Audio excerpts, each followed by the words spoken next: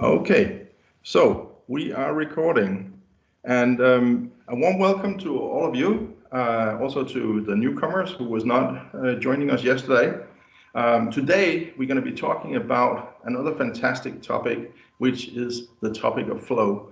And flow, and also what we talked about yesterday with the motives, are actually much closer connected than you might think of.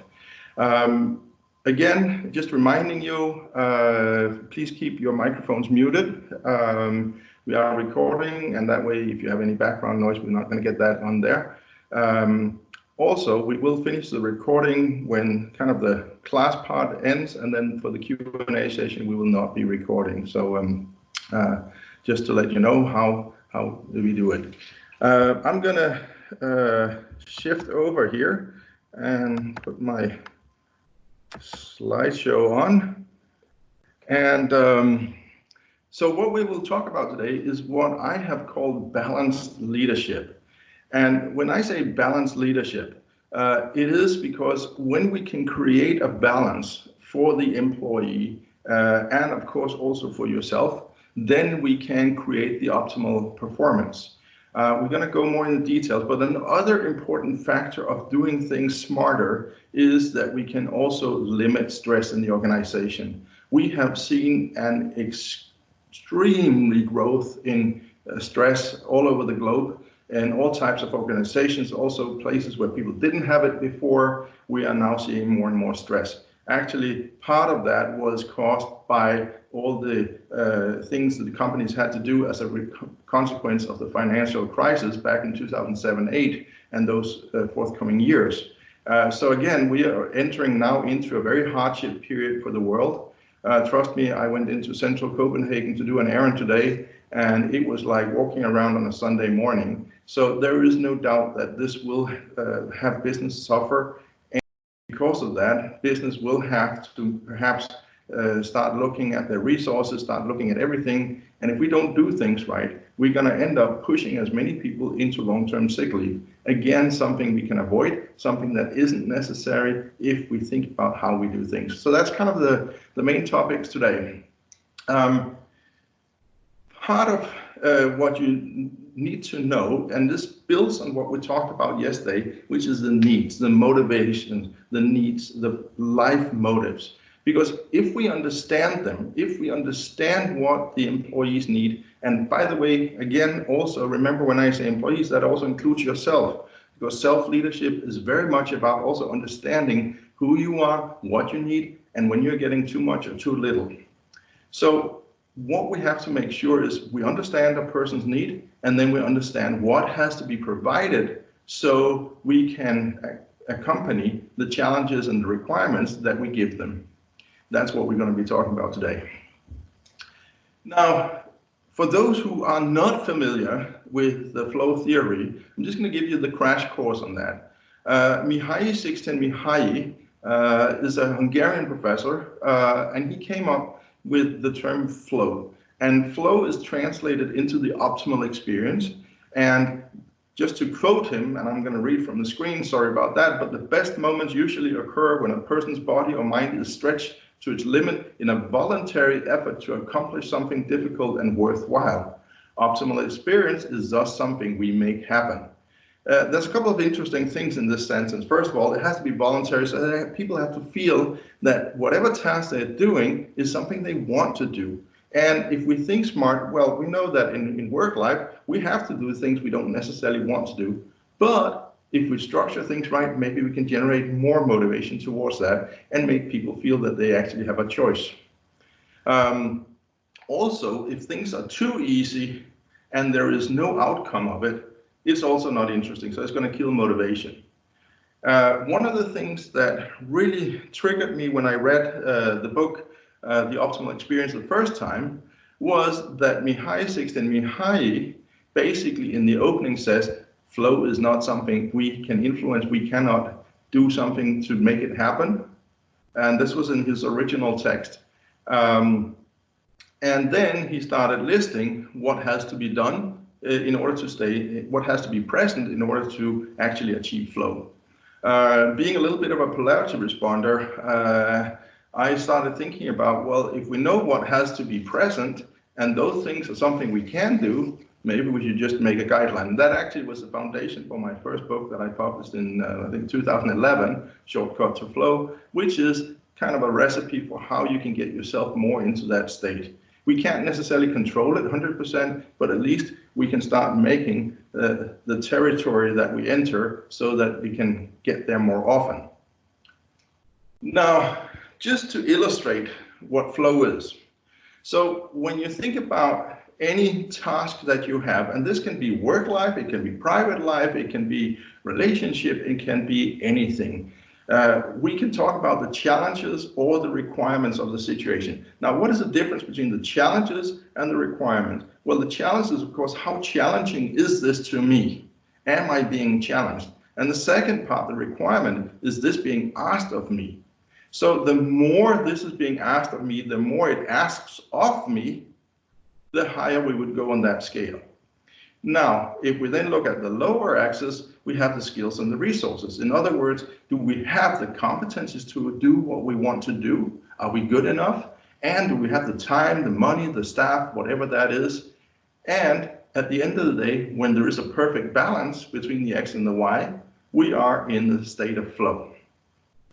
And again, this is going back a little bit to the thing is, the more we raise the graph to the left on the challenge requirement side, the more we have to provide skills and resources. And sometimes I have seen in my now 25 years as a consultant, how people tend to forget that. Managers forget that.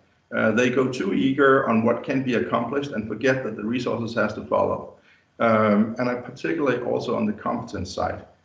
Trial and error, learning by doing is great, but skills is even better. So think about that. We're going to come back to the details on that, and also tomorrow when we're going to talk about the human factors, we're going to go into a little bit more about the competence part. Here is the interesting thing.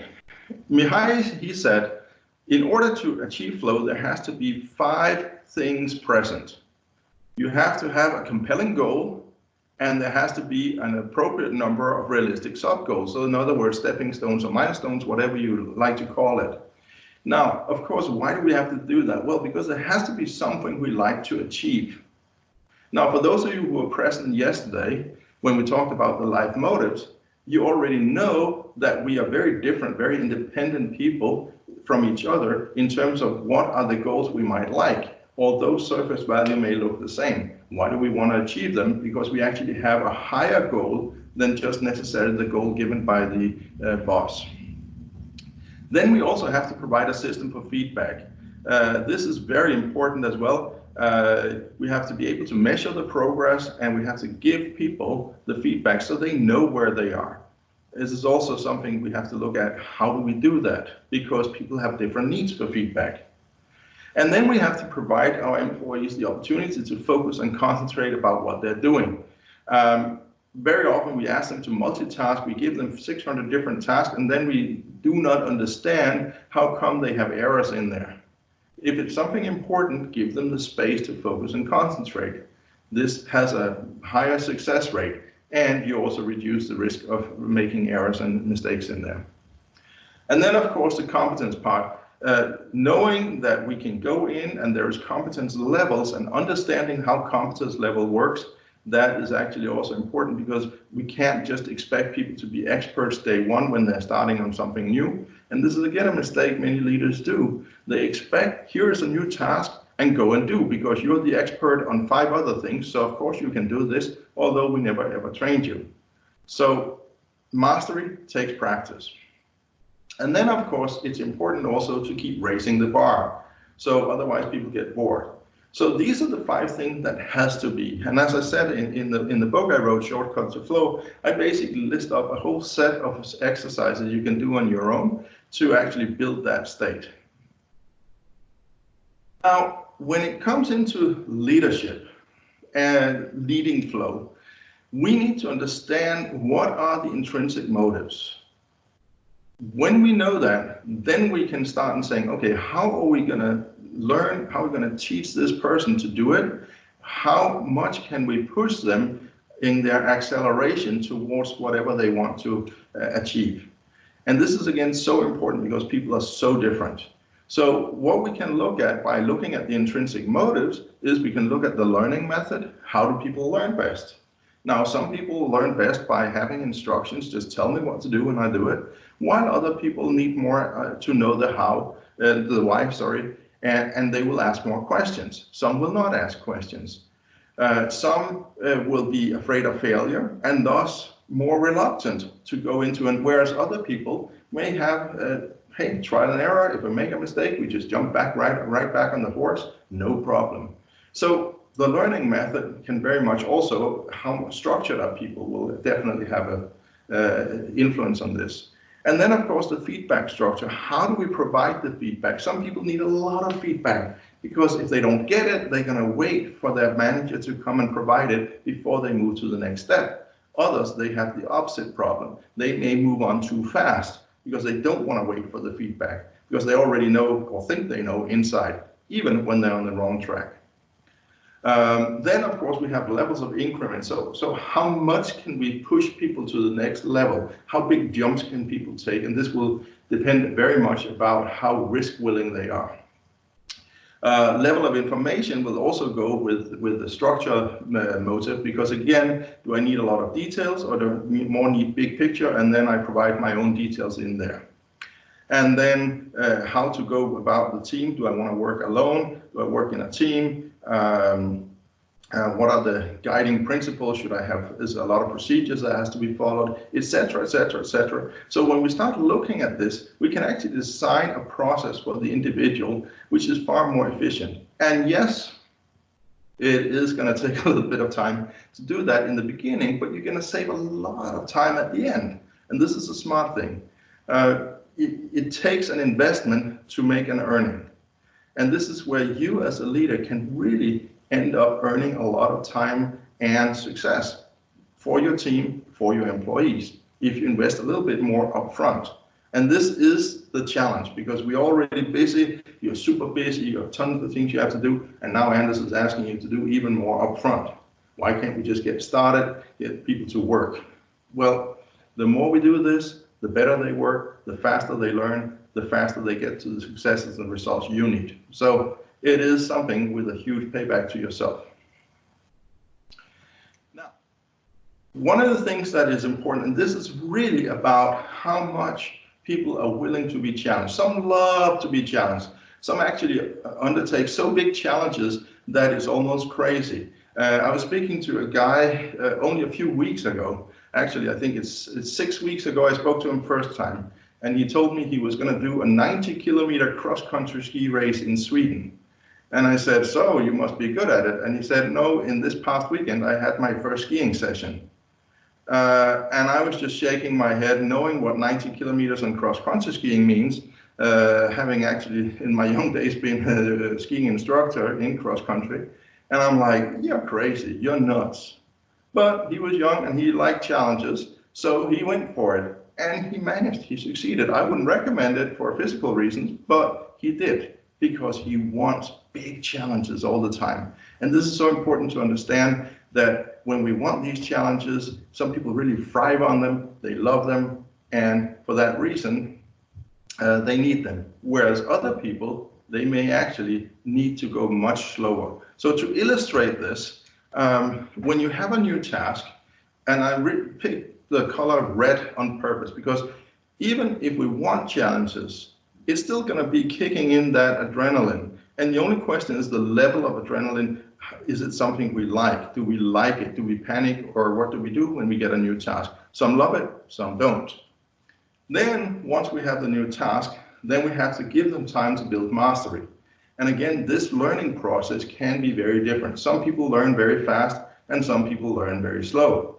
This has to do first and foremost with the fear of failure and the need for perfectionism, because that will slow down the process.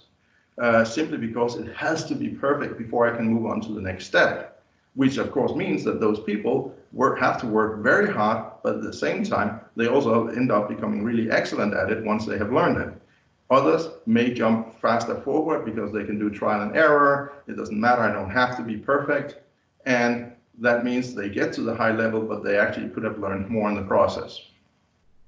Once we have plateaued, then we need to raise the challenge. We have to raise the bar, asking them to do even more or faster, whatever it is that they're doing. And again, we have to allow a period depending on how people are learning.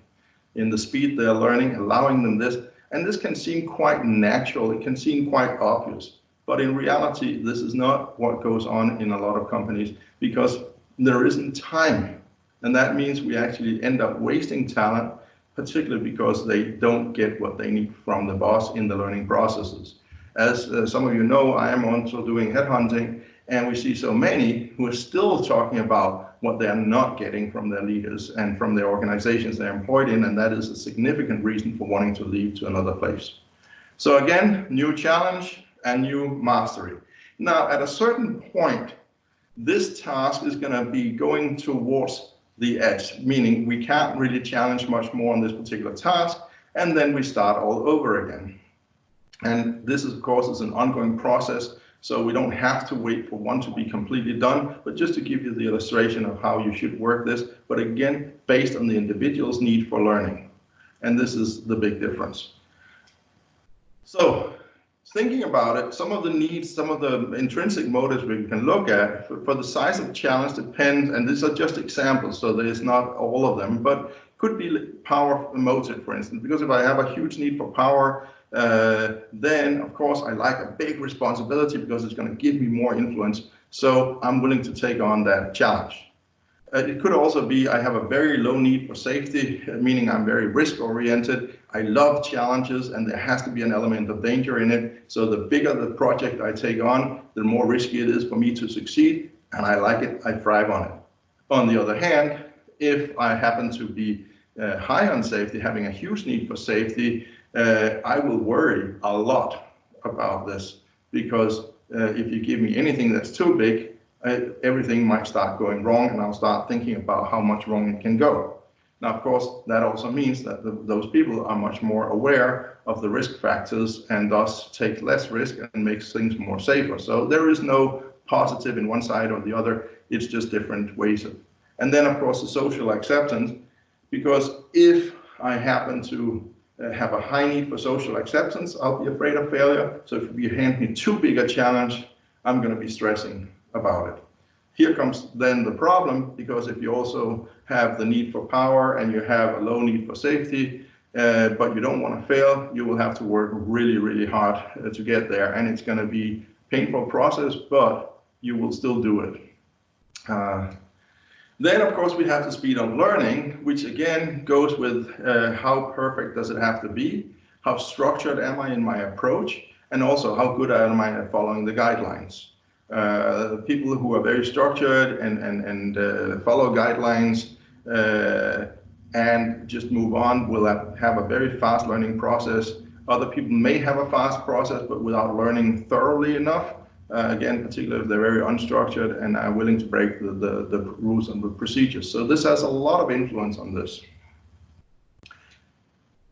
So here is the extended flow model, and this is actually based on some research, not from Mihai, Sixten-Mihai, but rather from the German Army University in Hamburg, who started looking into what happens when we are outside the flow zone. And as you can see, we can go in both directions and achieve a stressful condition. In the extreme, we will have burnout if we are raising the bar too much without providing the skills and the resources. So I'm asking you to do a lot of things, but I'm not giving you the time nor the people, and that will start stressing you at some point. Or if it's too easy, if there's too little to do, then we could actually end up also in bore-out. Bore-out does require that there is no physical activity involved, so this would typically more be happening to office workers. You won't see people in a production line because they still have to do something. We are in a situation now where a lot of people have to sit home. People are trying to set up workstations from home. Of course, some of them will not be able to do everything and might start getting bored and locked in. So yes, for a short while we can manage, but if it goes on for a long time, then it can be a problem. And this was what we saw as the consequences of the financial crisis in 2007 and 8, was that for a long time, the companies had to save on resources, so they cut down on staff and started asking more and more and more and more from employees without thinking about how that actually would stress them. And we did see a huge rise of stress condition all over the globe in the following years. Now, here is what you can do, and this is what you should be able to do for yourself. Again, this is also part of self-leadership, but also part of being a responsible leader, because you have to start looking at the symptoms that you can see that things are not going so well. And we're not going to go through all of these. Again, if you want to, you can go in and check the webinar and the recording on our website. But just to give you a little clue, right now we're talking a lot about flus and colds for some strange reason. But no, people who are exposed, more exposed than others, are the people who are under stress. Now, stress can be many different things, but basically stress goes in and takes up the resources of the immune system and allows for all these things to come inside to the system, weaken us. We are talking right now about how, with the COVID-19 virus, how we should take care of old people. But we should also look at our stressed colleagues, because they are actually also in the danger zone, because the immune system is not as tough as it should be. Once you start seeing people getting serious of colds and flus, things like that, typically that is a clear sign that they are at least overwhelmed and perhaps going into the zone of fear failing, which is already stress, or potentially to the worst and most extreme part of stress, which is burnout.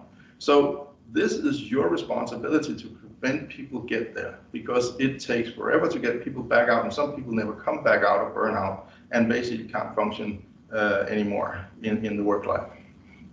Going in the opposite direction, we actually have the same. When people start completely losing their energy and they don't really do anything, they don't meet their objectives, and there's plenty of time and resource, but they just don't get anything done. This is also a symptom of being under-challenged, and again, in certain cases can lead to this less talked about condition called bore-out. So we don't hear much about bore-out, but it happens. I have seen it. It's also not good. People just sitting there in apathy and doing nothing, looking out the window basically, but has no energy, although they don't spend any energy. We actually see, in my younger days, I worked with long-term unemployed, and we can actually see that they happen to get very often into some of these conditions simply because they have nothing to do. In the beginning, they might be very active, go to the gym, etc. But if it doesn't happen anything, then they might end up going in the wrong direction here, because they get less and less energy from doing nothing. Connecting a little bit, we're not going to go through all the 16 motives like we did yesterday. I just want to remind you that on all of these 16 life motives, you can actually go in and experience flow if there's something you want. Just to take one of the one that is not in the business version on sensuality. Well, if you're with your partner and you have a great experience, and you don't, then you're really immersed into it, you're enjoying it, you're focused, you're concentrated on the activity and the partner, then you can experience flow, meaning you don't know how much time is going on, you're just having a great time. This is the definition of flow. Same thing for curiosity. If you're reading a book and you really enjoy reading the book, and suddenly, whoops, that whole Sunday disappeared. What happened? Well, you were engaged, you were engulfed in this book, and it just took all things outside away from your attention. Just to give you a few examples. It could also be if you have a need for social participation and you're at a great party, you're getting what you need. So, of course, it's enjoyable, and you just get lost in the moment and enjoy the experience. And so we could make examples for all of these 16 motives. But again, this is why it's so important to understand these, because the more we understand them, the more we can understand also how to frame the goal setting. Because at the end of the day, And this was what we talked about yesterday as well. Everybody could be a leader, even though they don't necessarily have a power motive. So at the end of the day, we know that everybody can accomplish. The only question is what motivates them. Now, if you can figure out what is the background motive, the intrinsic motive, to generate another behavior, then you're on the right track. That is how you really can be successful and lead with much less energy. So that's kind of the thing about this. I want to again, just do a quick introduction of tomorrow's seminar. Tomorrow we're going to be talking about human factors and leadership. This is particular for those of you working in industries or companies where safety and quality means something. More and more companies, even though they're not necessarily at physical risk, could be in other kinds of risk, meaning safety is a broader definition than just the physical. So we're going to talk about human factors in the broad sense of safety, which could mean financial safety, it could be IT safety, whatever. Although we sometimes call that security, I'm still thinking about safety where there is a risk. Physical or non-physical doesn't matter. And of course, quality, important in most companies. So we can look at how we can keep providing procedures, but if we don't know how to be good leaders, it's hard to get people to keep following the procedures, unless we are standing there 24/7 with the whip and going like this. That is too energy demanding from the leader. So we're going to talk about what other things you can do to pre-inoculate against the human factors that will trigger events. So again, we have recorded this session, and we're going to upload it here afterwards. As you can see in the background, I just wanted to do a little bit of promotion. Shortcut to Flow. You can find the book on Amazon. It's a very short book because it is called Shortcut. Actually, I had a review from somebody in the Netherlands when I published it, and he said it's not advanced and it's not long, and that was supposedly bad. Although in the beginning it says this is supposed not to be complicated, and it is called Shortcut. And I do not believe that 400 pages is a shortcut. So easy read, little exercises you can do on your own just to help yourself get into that wonderful state of flow some more often. So that was the introduction. I'm going to turn off the recording and the slideshow now and open up for questions. So while you think about what you would like to,